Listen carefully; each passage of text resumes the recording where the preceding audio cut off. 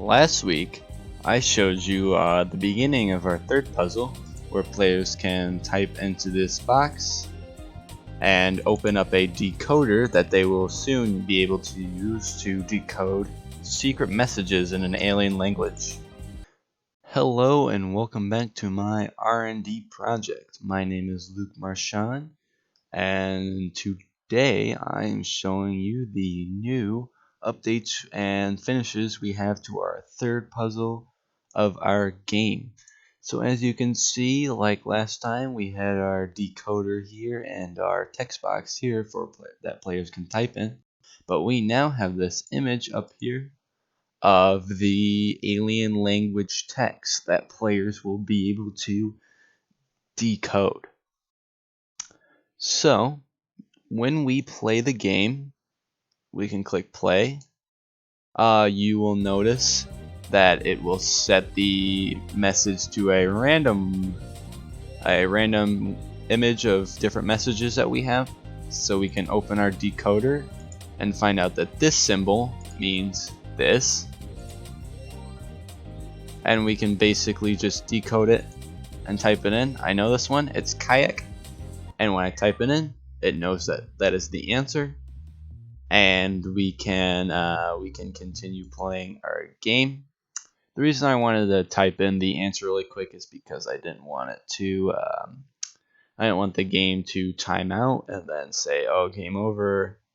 So yes, so basically it'll set it to a random message, and then it'll set the answer to whatever the image is.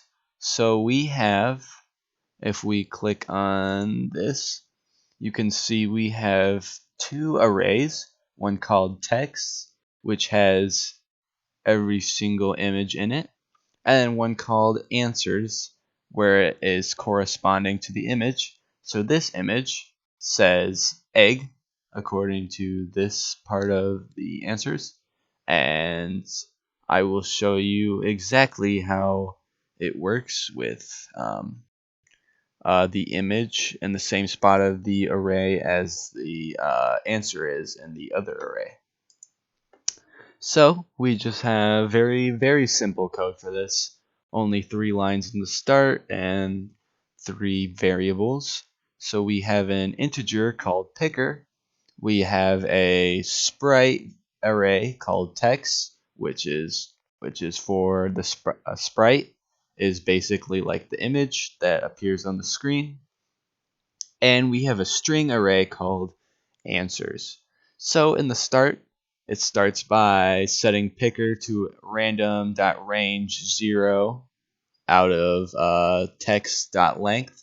So it takes how many there are in the in this array, so that if we want to add more, we don't have to change this script. And then it will set the game object, which is the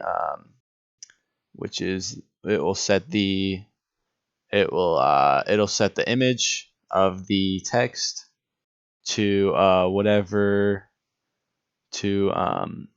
it'll set it to the number that this picks out of text. So it'll take, say it picks 7, it will take the 7th one down, so 1 2 3 4 5 6 7, and it'll take this one, and it'll grab, or yeah, I think that's, yeah.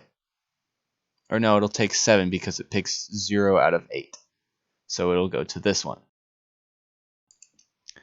And then it'll set that to the random number, and then it'll also set the answer to the random number, and if we go back to our text input script, we have our word variable, which was the actual word that players are trying to find. It'll set that variable because it is static and we can access it from here.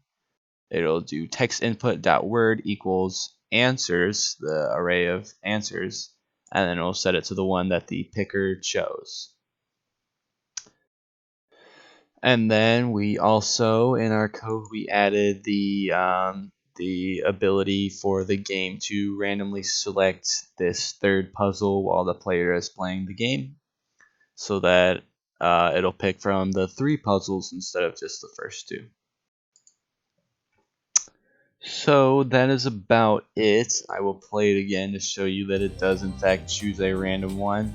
This one, if we open the decoder, we can see is a W, and that is an A, and that is a C, and that is a K. So we can type in WACK, whack, and it will go into our game. So yeah, we finished the 3rd puzzle for our game.